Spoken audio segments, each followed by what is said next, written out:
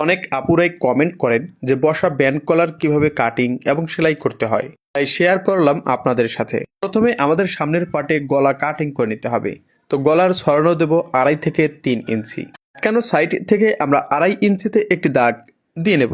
এবার গলার ছড়ানোতে ইঞ্চিরেপটা বসিয়ে 4 থেকে 4.5 ইঞ্চি ডিপ রেখে একটি দাগ দিয়ে নেব। এবার গলার ছড়ানো এবং গলার ডিপ একটি স্কোয়ার ঘর তৈরি করে নিতে হবে। এরপর আমরা গোল গলার মার্জিন যে নিয়মে দিয়ে নেই ঠিক একই নিয়মে গোল গলার মার্জিন দিয়ে নেব এবং মার্জিন অনুযায়ী গলাটা কাটিং করে নিতে হবে। এই নিয়মে গলাটা কাটিং করার পর গলাটা বসিয়ে ব্যান্ড কাটিং করতে হবে। তো আটকানো সাইড থেকে 3 ইঞ্চিতে একটি দাগ দিয়ে নেব। 3 ইঞ্চি মার্জিনে আমাদের সামনের গলার পাটটা এই নিয়মে বসিয়ে একটি দাগ দিয়ে নিতে হবে। এই নিয়মে সুন্দর করে মার্জিনটা দিয়ে নেওয়ার পর আমাদের সামনের পাটটা তুলে নিতে হবে। এরপর নিচের দিকে 2 সুতা পরিমাণ সেলের কাপড় ধরে একটা দাগ দিয়ে নিতে হবে।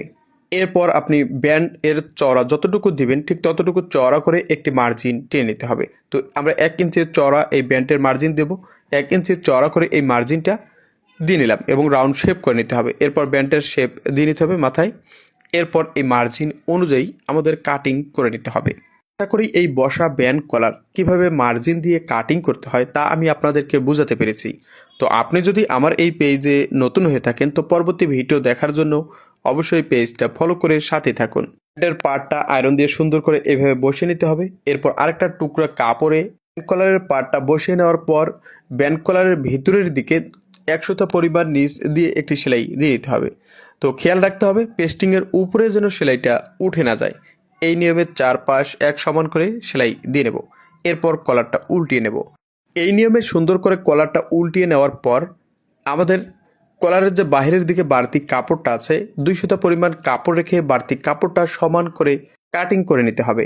এরপর কলারটা মাঝখানে ভাঁজ দিয়ে মাঝখানে একটি মার্জিন দিয়ে নিতে হবে। এরপর বডির পার্টের সঙ্গে কলারের পার্টটা মিল আছে কিনা দেখে নিতে হবে। এবার বডির পার্টের সোজা দিকটা উপরের দিকে রেখে আমাদের কলারের পার্টটা এই নিয়মে বসিয়ে নিতে হবে এবং 2 সুতা পরিমাণ সেলাইয়ের কাপড় ধরে সেলাই দিয়ে নিতে হবে। তো এই সেলাইটা দেওয়ার সময় মাঝের সেন্টার এবং বডির পার্টের মাঝের সেন্টার মিল রাখতে হবে। এরপর কাঁচা কাপড়টা কলারের ভিতরে গুজিয়ে দিতে হবে এবং কলারের বাহিরের দিকটা সেলাই দিয়ে কলারটা আটকায় নিতে হবে। তো নিচের কাপড়টা হালকা টান রাখবেন আর উপরে কলারটা সুন্দর মতো বসিয়ে দেবেন।